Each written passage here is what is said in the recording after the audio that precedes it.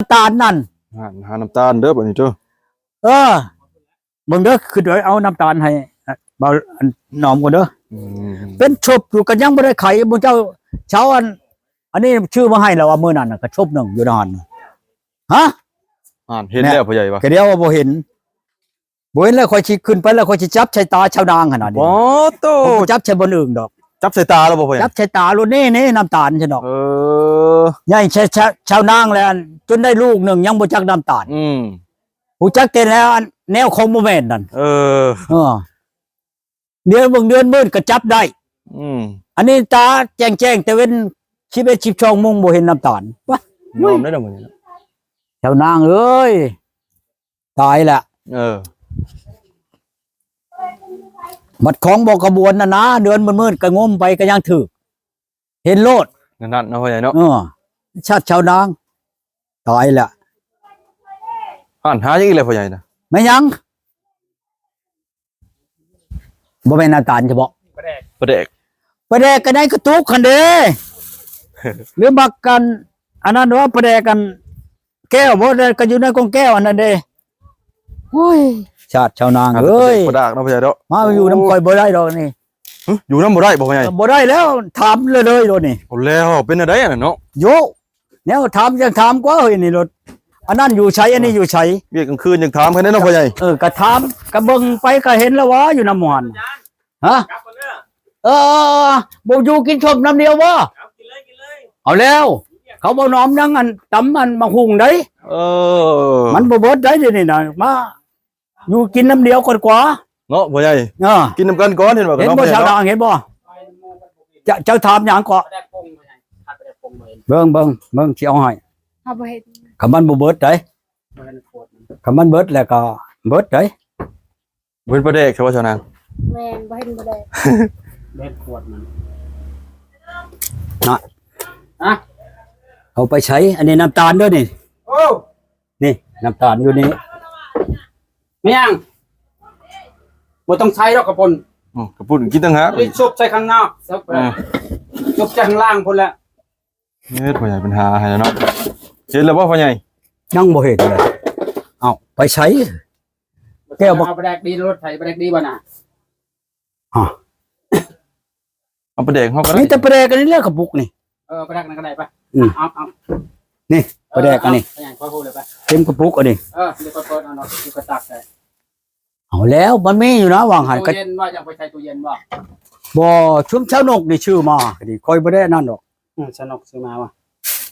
เช้านกแล้วชื่อมานี่ยาแล้วพ่อใหญ่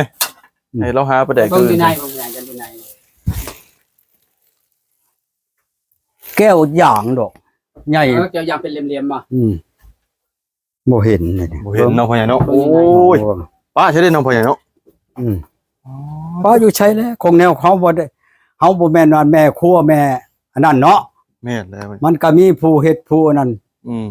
บ่แม่นบ่มีนี่แหละนี่ปลาชุบเห็นบ่ค่อยเอามาแต่นำในดอกนี่แต่ปลาชุบไว้แล้วนี่สิว่าอะไรชัดเพียงของกินข่อยน่ะในตู้ข่อยน่ะเป็นธงอยู่นี่เห็นบ่ปลาชุบข่อยนี่ข่อยสิกินไปชังอีกกินหอมบ่เบิดเนาะพ่อใหญ่เนาะฮอดบ่เบิดนะเบิ่งอย่ามันอยู่ในนี่บ่มีประเดกยังบ่เป็นบ่จักมื้อเทื่อก็เป็นปลาเค็มบ่จักบ่มันเป็นแล้วแหละประเดกนั่นเป็นแล้ว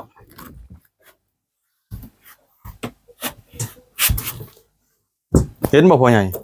บ่มีเห็นแต่แก้วน้ำชมน้ำเป๊ปซี่เนาะบ่มี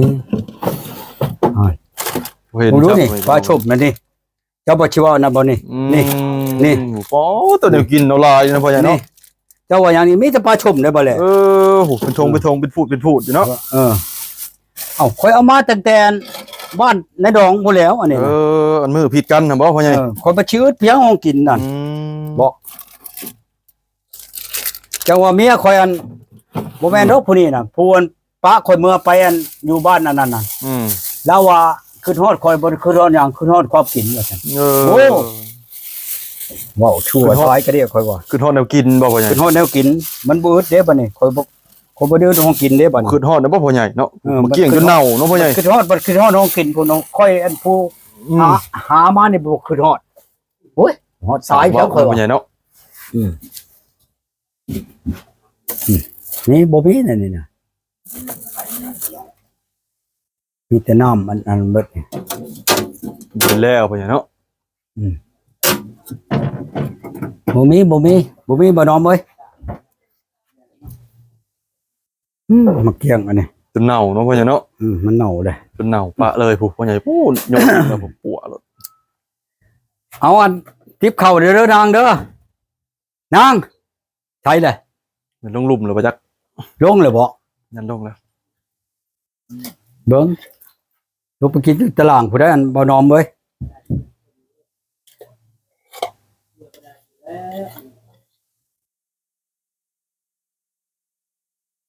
บ่คักประแดกบ่คักก็บ่จักว่าแล้วข่อยก็มีแต่ประแดกแน่นอน ถ้าทั้งมวลเด้อข่อยมันบ่ได้ชูกินได้ประแดกกัน เขาขายเป็นแก้วนั่นได้มีแต่กินประแดกกันเฮ็ดธรรมชาตินี่ได้ เออ เจ้าก็ตกใส่แล้วลงไปพุ่นเลยเบาหนอมเด้อข่อยสิเอาอันนี้ลงไปถ่าอยู่ลุมพุ่น อืม เอาชาวนางลงไปลุมเลยพุ่นนี่ ลงเลยได้พ่อใหญ่เอ้ย เอาแล้วช่างเป็นแท้อีนายอันนี้เป็นอันนี้ โอ้อยู่น้ำพ่อใหญ่ได้บ่น้ำพ่อใหญ่เนาะ โอ้ยบ่ว่าดอกหักแต่ว่า